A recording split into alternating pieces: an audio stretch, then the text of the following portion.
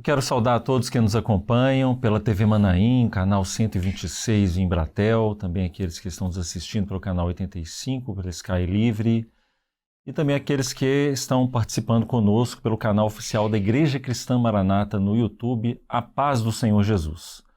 Estamos iniciando mais um programa Ciência e Fé da Igreja Cristã Maranata. Estamos aqui hoje para tratar a respeito de mais um assunto envolvendo essa temática que é ciência e fé. Aliás, nos nossos últimos episódios nós tratamos a respeito de criacionismo, razão e revelação, falamos sobre verdade relativa, verdade absoluta, e até mesmo aqueles que estão nos assistindo pela TV Manaim e gostaria de ver outros episódios além desse, pode fazer uma consulta, basta acessar com sua câmera o QR Code que está passando agora na sua tela, e ali você vai ter acesso a uma playlist de episódios do programa Ciência e Fé dentro do canal oficial da Igreja Cristã Maranata. Nós vamos falar aqui hoje a respeito de um tema que é corpo, o invólucro do mistério.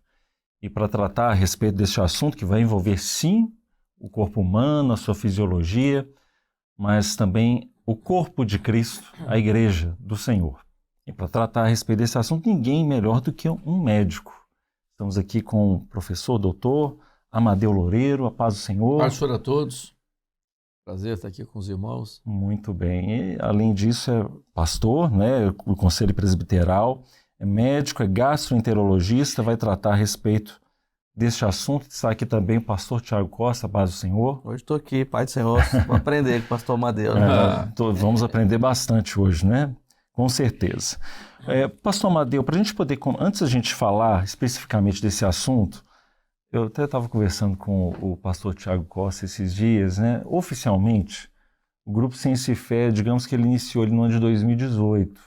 Algumas aulas, né? Mais recentemente agora, tem sido trazido as lives, né? Que eu acho que tem facilitado muito para as pessoas que estão nos acompanhando em casa, até mesmo os próprios seminários. As falas mais curtas, mais precisas, torna até, de uma certa forma, mais didático. Mas a gente estava conversando o seguinte, que talvez o senhor tenha sido um precursor de aulas com a temática de ciência e fé. Quando a gente traz lá atrás os assuntos de enfermidades do corpo, né, síndrome da queda espiritual, né, a própria Bíblia, a Palavra de Deus, que traz alguns componentes dentro da ciência também. E antes da gente falar sobre isso, eu queria que o senhor trouxesse essa sua experiência. Como é que isso começou? Isso foi algo que o Senhor te revelou? Foi algo que o Senhor buscou na palavra? Como é que isso aconteceu? Foi boa pergunta.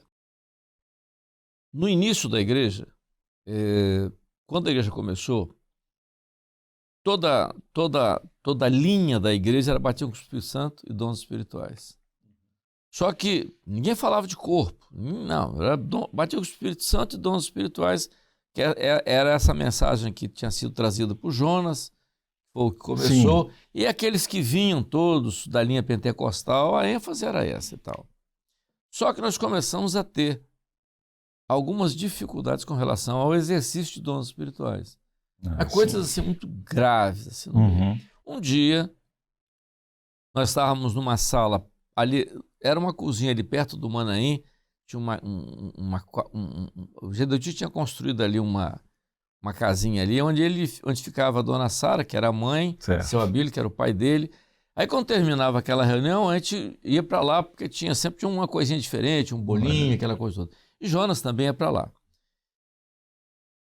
Tinha havido uma reunião e tinha havido uma luta terrível com dons, aqueles dons publicamente. Rapaz, mas tinha sido uma coisa.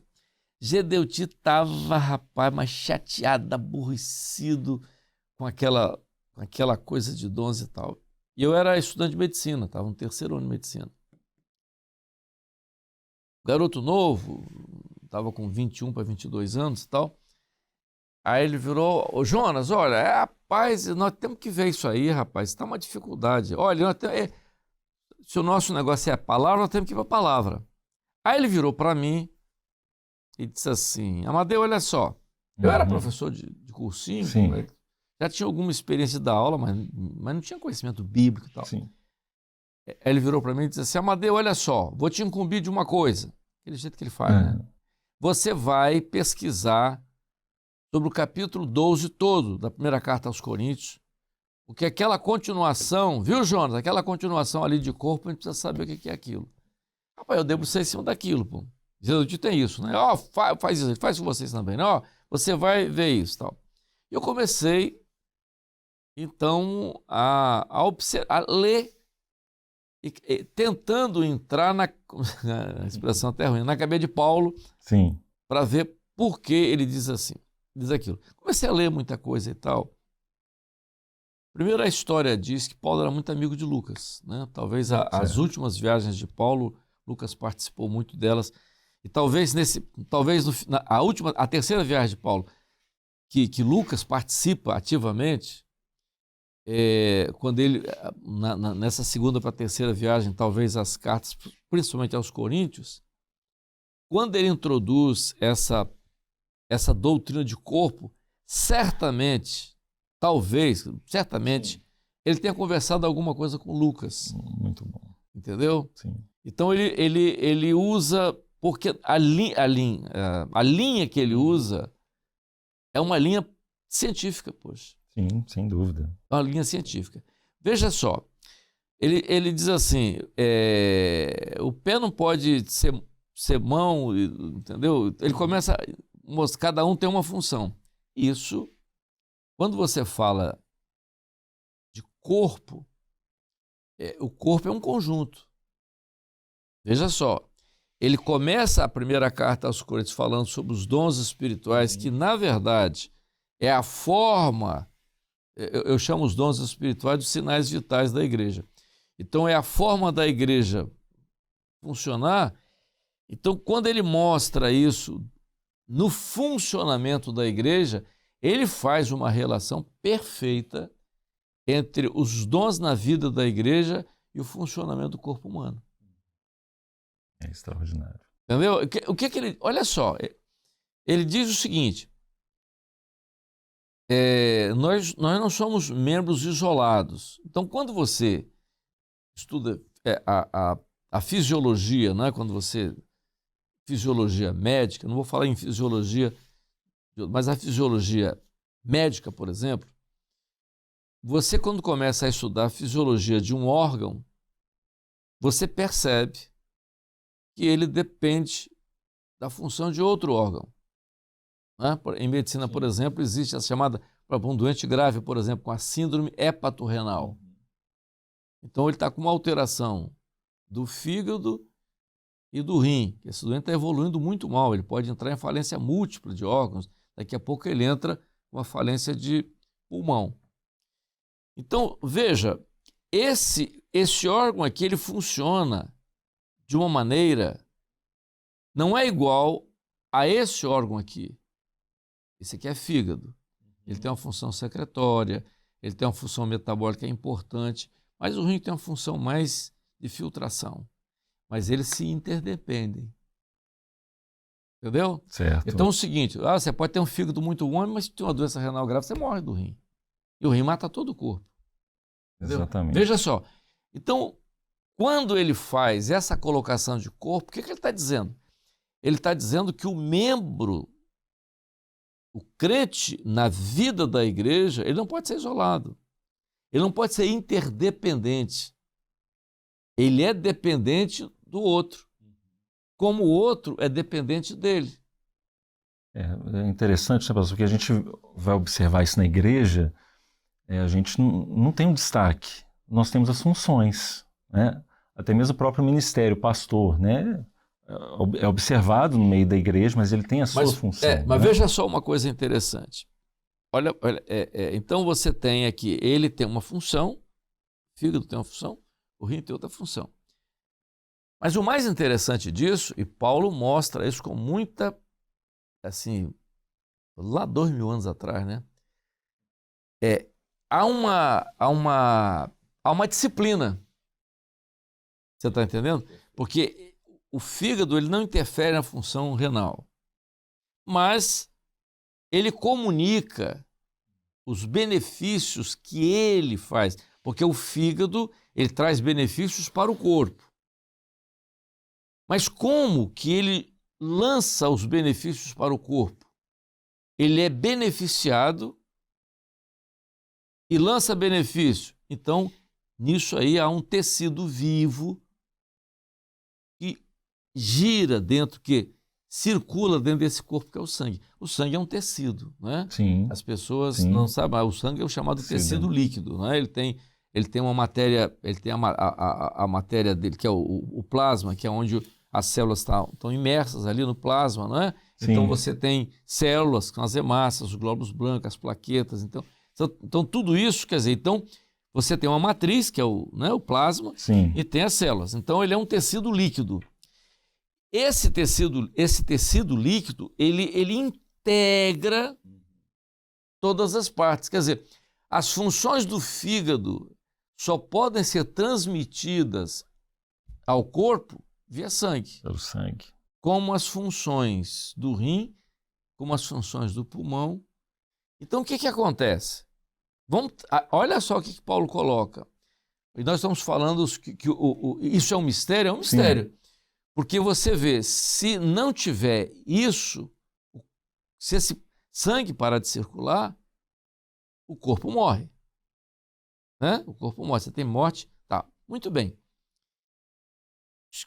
Quando ele joga isso para a doutrina da igreja, ele está dizendo o quê? O que ele está dizendo na carta? Ele está dizendo que o responsável pela vida do corpo é esse circular do sangue. Uhum. Porque se o sangue parar de circular, morre todo mundo. Pô. Exatamente. Todos os outros vão morrer. Certo? Sim. Então, o que acontece? olha o que ele está dizendo lá 2000 anos atrás. Uhum. Ele está fazendo uma analogia com o Espírito Santo. Muito bom. Se o Espírito Santo... Isso é óbvio. Não precisa nem de fé para ver isso. É só de você ter um QI um pouquinho melhor. Uhum. Né? Olha, eu não estou dizendo que os outros não têm, mas tem muitos que recebem pela fé. Mas veja só, a operação do Espírito Santo na vida da igreja faz com que ela seja um corpo vivo. Vamos pegar outro lado muito interessante agora já da carta aos Efésios. Olha o que ele diz na carta aos Efésios. Ele diz que o corpo sofre aperfeiçoamento. É verdade. Entendeu? Ele sofre aperfeiçoamento.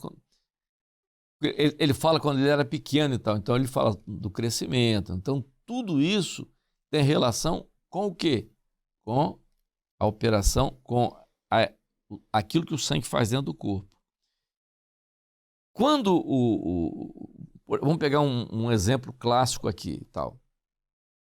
Quando você faz uma cirurgia cardíaca, né, o coração ele é uma bomba, né, ele tem uma função de bomba.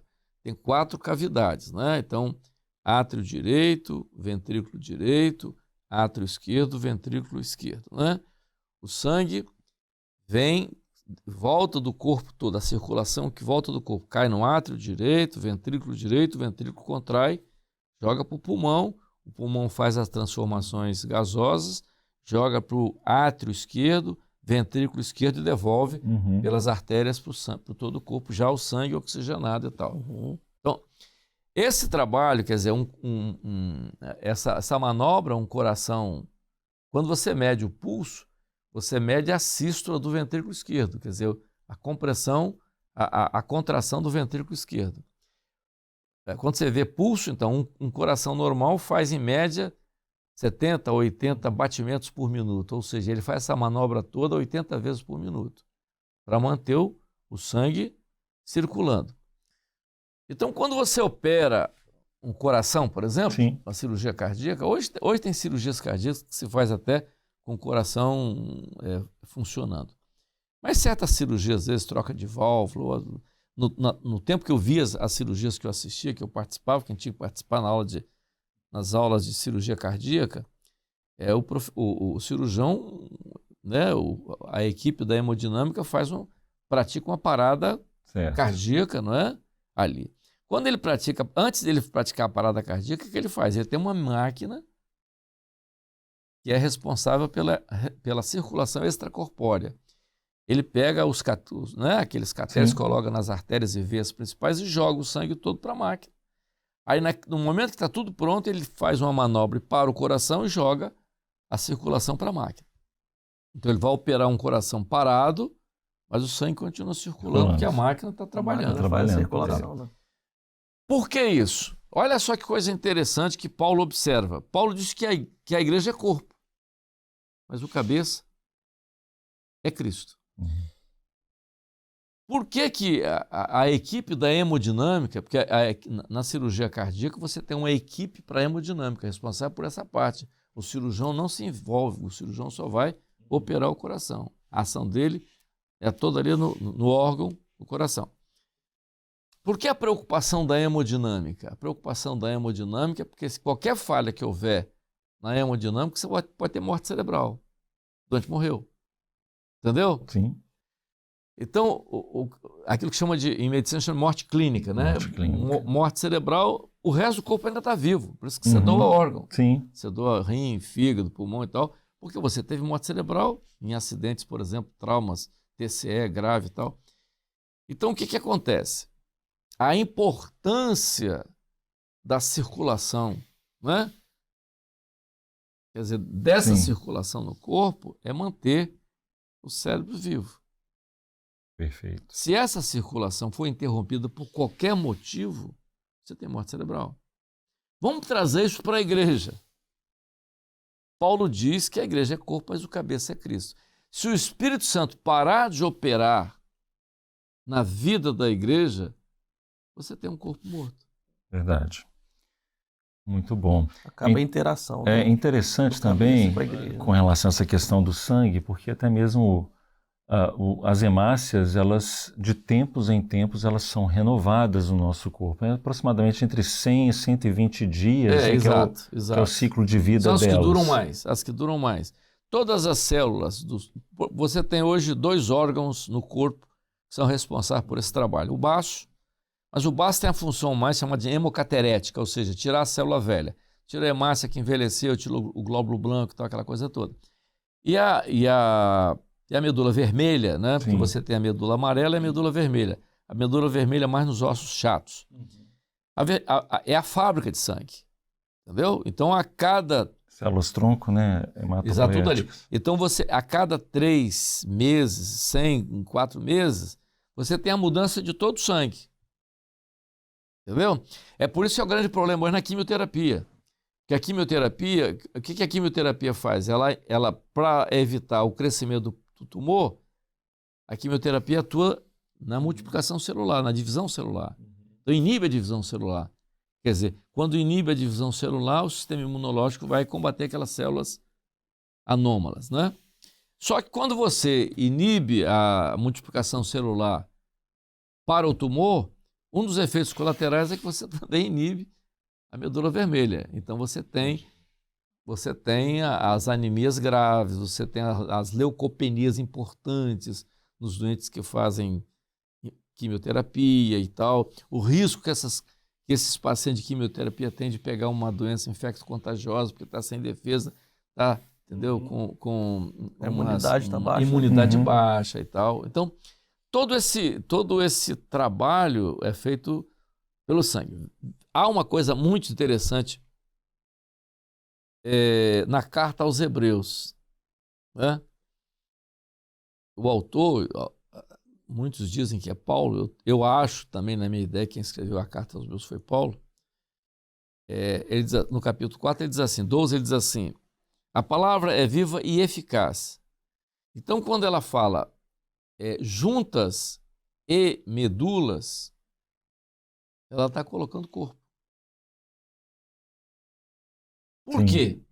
Porque juntas? Porque é o seguinte, as articulações, juntas ali são as articulações. Sem articulações, você não tem funcionamento de corpo. Como é que você vai ter corpo?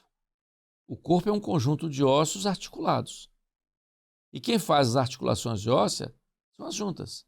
Ou seja, as articulações. Sim. Tanto que as doenças articulares são graves, são incapacitantes, às vezes, em grande número.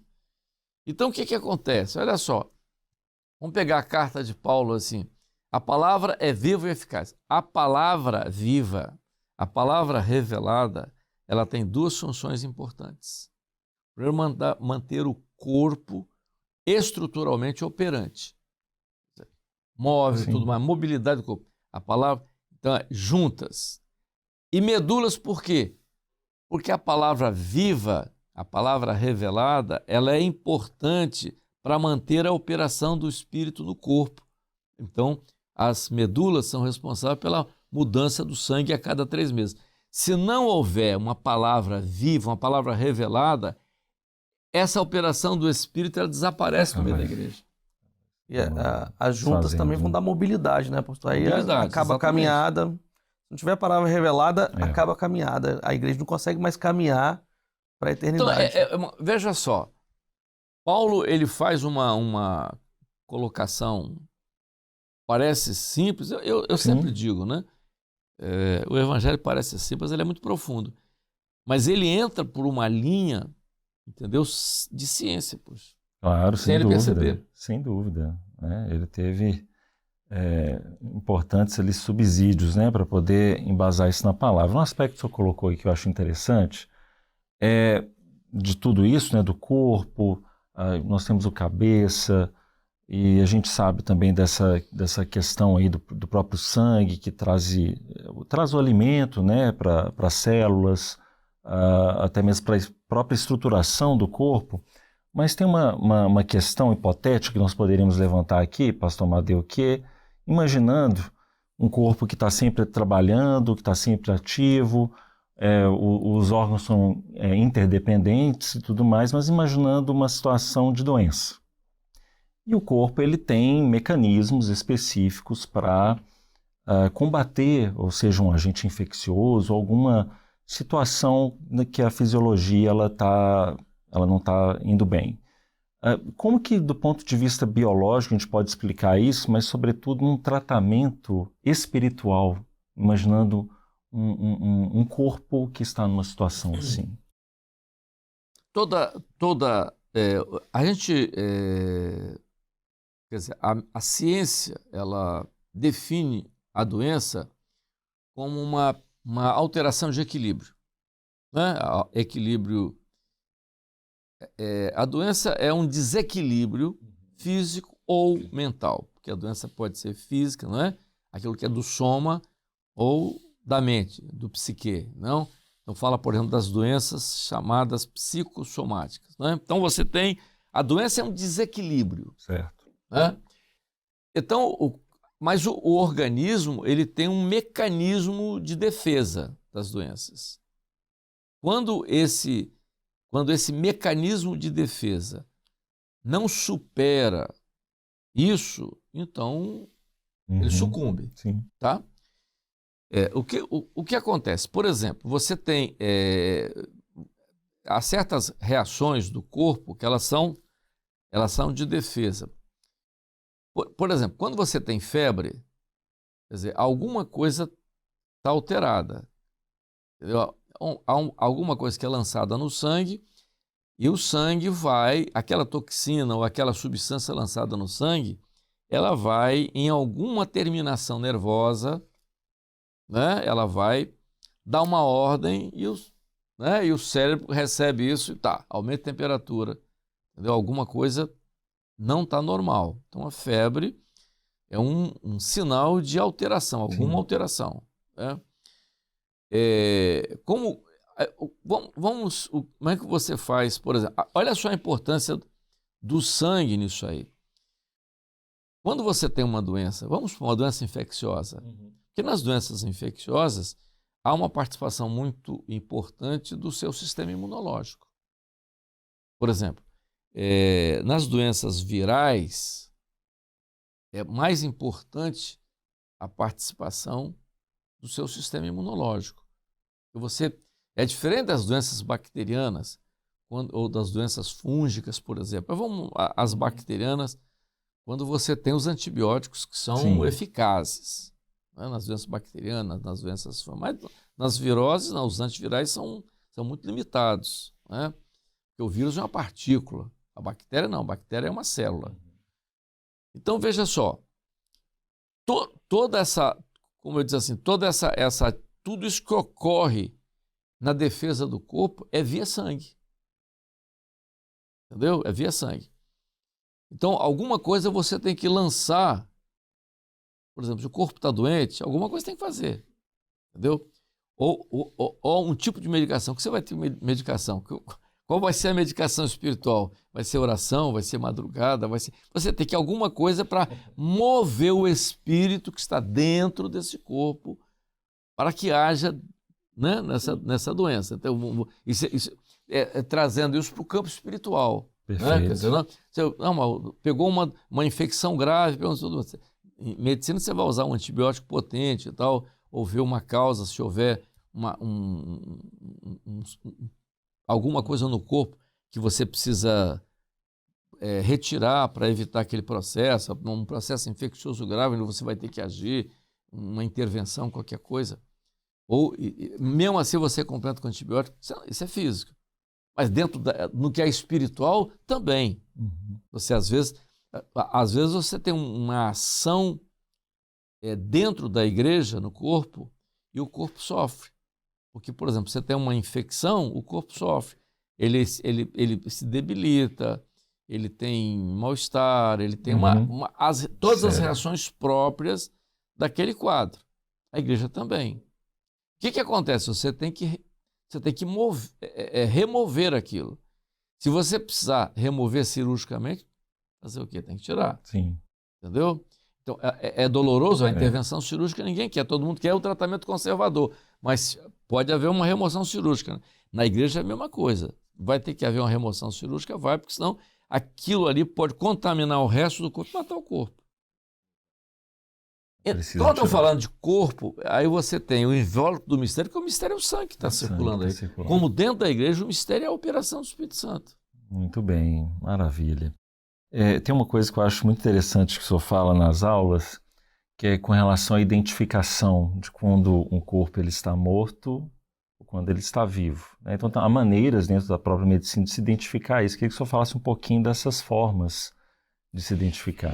Hoje, claro, a medicina hoje está muito mais sofisticada e tal, mas eu ainda fui daquele tempo, quando eu trabalhei no pronto-socorro, logo que eu me formei, pronto-socorro de acidentados. São Lucas, existe até hoje, eu trabalhei no São Lucas. E, às vezes chegava aqueles pacientes politraumatizados e tal, o paciente, né, havia sangrado muito e tal. Paciente completamente, né, em coma. Aí aquela coisa inicialmente, às vezes não tinha pulso, né, porque às vezes ele perdeu muito sangue, então você tem uma baixa volemia, você não dá nem para perceber o pulso. Aí você pegava uma lanterninha, às vezes, acesa, né, abria o olhinho do camarada, ia lá e botava a lanterninha, tirava, botava a lanterninha. A pupila, ela é inervada, né, pelo sistema nervoso central, quer dizer, o nervo óptico, toda aquela inervação do olho. A pupila ela abre e fecha dependendo da quantidade de luz. É fotorreagente. Ela é fotorreagente. Se tiver muita luz, ela fecha. Se tiver pouca luz, ela abre para entrar mais luz. Quando você faz essa manobra, põe a luzinha e tira, põe a luzinha, você percebe que ela faz isso e faz isso, faz isso. Quando você identifica isso, o que você tem a ideia? Bom, ele tem atividade cerebral. Está vivo. Então o doente está em coma, mas ele tem vivo. Quando você vê, às vezes você pega o doente aquela pupila dilatadona e tal, aí você põe, não acontece nada, aí você entra numa preocupação muito grande, porque a pupila não é fotorreagente. Será que ainda tem, né, vida cerebral e está funcionando, ou já tem morte cerebral? Então, isso é um sinal vital importante. Às vezes o pulso também é um sinal vital e tal, mas esse é um sinal vital. Veja uma coisa. Vamos pegar isso agora e trazer para a experiência de Paulo. A igreja viva, ela reage à revelação. Amém. Se ela não reage à presença de luz, ela pode estar numa dificuldade. Mas não está morta. Às vezes ela está numa dificuldade, mas a revelação vem, ela reage. Então você diz assim, não, vamos trabalhar aqui, porque Cristo ainda é cabeça aqui, poxa. Entendeu? Maravilha.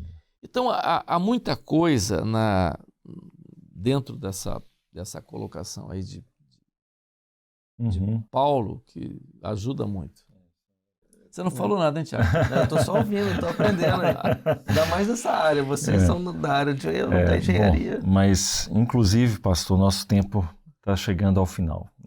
Passa rápido, né? Passa rápido. A gente começa a falar e ouvir. E logo vem à mente, né, as aulas, né, do pastor Amadeu, não vou falar desde quanto tempo não, né, porque o pastor Amadeu é jovem, né, como nós. Não dá mais. Quando os netos aparecem, quando você chegar, se Jesus não voltar antes, você chegar, quando os netos aparecem, não dá mais para enganar. Pô. Tá certo. Pastor Amadeu, a paz do Senhor, seja sempre muito bem-vindo, obrigado pela participação e até breve. Obrigado pelo convite e tal, é bom estar aqui sempre. Muito bom. Amém. Pai do Senhor, pastor. Pastor Thiago, paz do Senhor, até a próxima, Pai do então. Senhor. Quer dizer que tomei o tempo de vocês, só eu que falei, né? Não, mas hoje foi muito bom. Não, foi muito bom, muito bom. Quero despedir também de todos que participaram conosco neste episódio e até o nosso próximo programa com mais um Ciência e Fé a todos. A paz do Senhor Jesus.